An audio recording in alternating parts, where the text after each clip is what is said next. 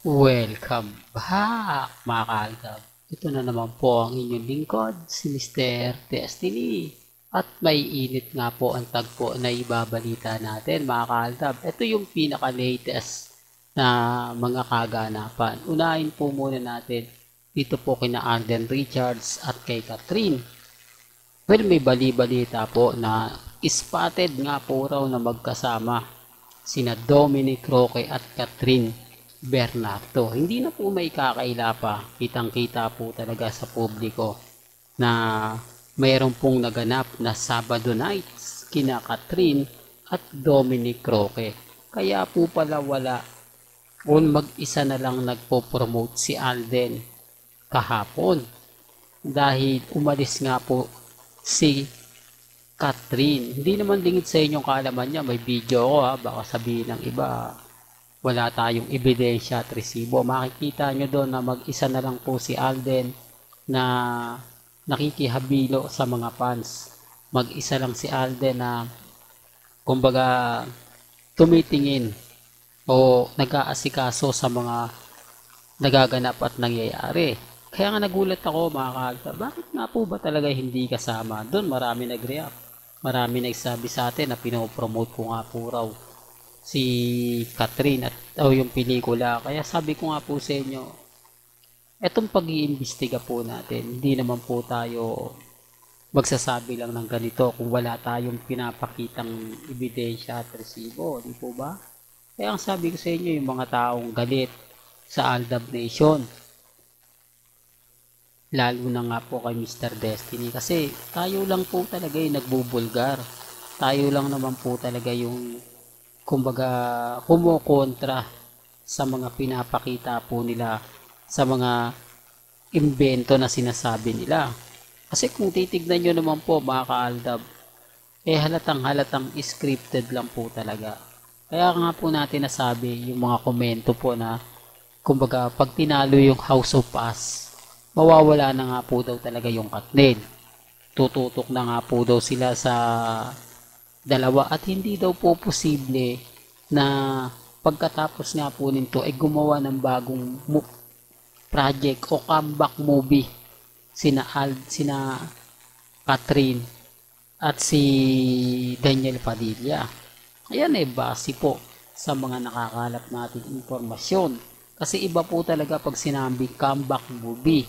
Mas ano bang tawag doon mga kaaldab, mas tututukan at kumbaga susuportahan dahil comeback nga po kailangan talaga siya yung masasabi natin na nasa dulo ng dila natin mga kaaldab na talagang tatalo naman po sa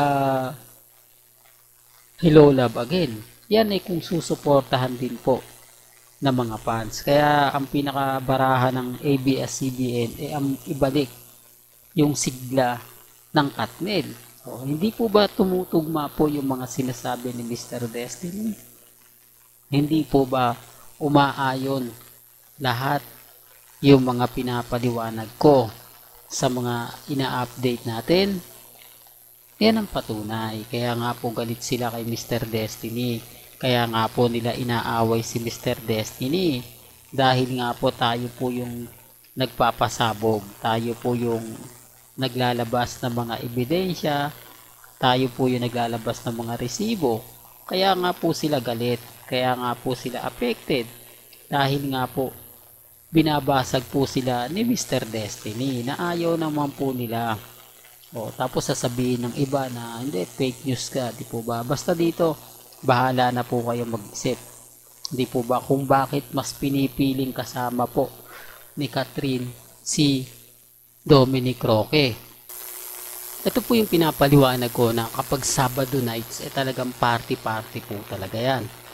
Kaya nga po sabi ko sa inyo, bakit mas ginusto na makasama ni Catherine si Dominic Roque kesa kay Alden Richards. So, common sense na lang po sa mga kumbaga naghahanap ng resibo. Tignan nyo po yung caption natin.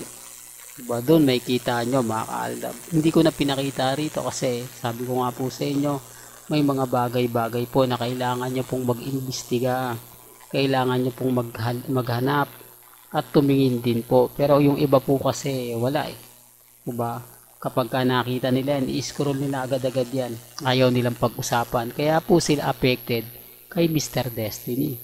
Well, punta na po tayo sa ating pinaka mainit din. Usap-usapan ngayon ang pelikula ni Nadine Lustre at ni Alden Richards. Hindi naman lingid sa inyong kaalaman na kumbaga may namumuurin po rito.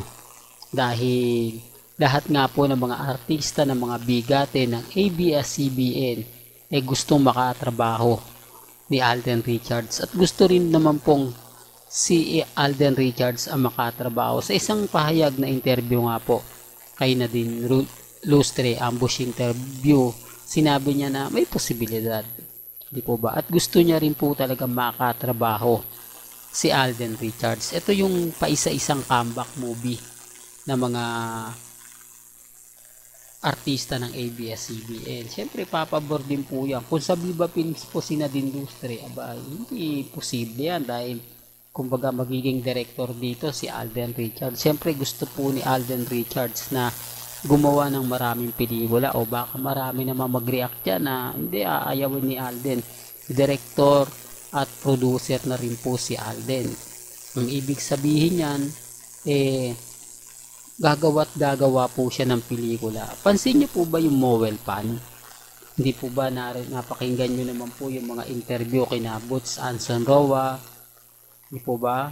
At Alden Richards na yung mga direktor kailangan talaga nilang magpakita. Lalo na po pagkadating kay Alden Richards, siya lang naman po yung pinakabata. Hindi po ba? Okay lang, sabi ko nga po sa inyo, pag may ganitong pagkakataon, igagrab na po ito ni Alden. Hindi po siya yung tipo na pakeme-keme pa, pero Nadine Lustre yan eh. Ba? Kahit pa paano, marami ring nagmamahal dyan. Kahit pa paano, tatangkilikin din po yung pelikula nila ni Alden Richards. Marami kasi nagsasabi na pinipili lang daw po ni Alden yung mga taong gusto niya makakatrabaho. Bakit po si Heaven Paraleo hindi naman gaanong karami ng mga followers niyan kung titignan niya sa social media. Pero bakit siya pumayag na gumawa ng pelikula? Kasi siya po yung director. O ba? Siyempre bilang pong artista, ikaw yung magdedirect. Siyempre mas papabor sa'yo. Mas maganda dahil wala kang kakompetensya. Hindi katulad ng Hilola Baghen na ang director nila si Direk Cathy Molina. Sinasabi ko lang po ito para clear. Alam ko naman po na nag-aabang po yung mga taong gusto kong pabagsakin. Gusto kong sabihan fake news. Naghahanap sila ng maliit na butas po para kumbaga wala nang sumuporta kay Mr. Destiny, para sabihin nila na ganito si Mr. Destiny. Remind ko lang po, lahat po ng mga napapanood ninyo, nakikita sa channel ko, ay galing po mismo yan sa social media. Baka hindi lang po talaga sila updated, kaya hindi po nila nakikita. Hindi sila updated, kaya hindi po nila nalalaman yung mga nagaganap at nangyayari po sa social media. Well, hanggang dito na lang po ang ating latest updates. Kaya kung gusto nyo pa po ng pinaka-latest at sariwang update, abay tumutok lang po kayo dito po sa channel ni Mr. Destiny para updated kayo sa mga latest at sa mga bagong video po na ilalabas po natin maya-maya lang. Kaya kung bago ka lang sa channel na to at isa kang true-blooded Aldab Nation na nagmamahal kina Mengay at Isoy, tama po ang channel na pinuntahan mo, kaya consider na po kitang bagong subscriber. At huwag mong kalimutang i-share ang mga video po natin sa mga mami, sa mga titas, at sa mga senyor. Hanggang sa muli, salamat po sa panonood at pakikinig.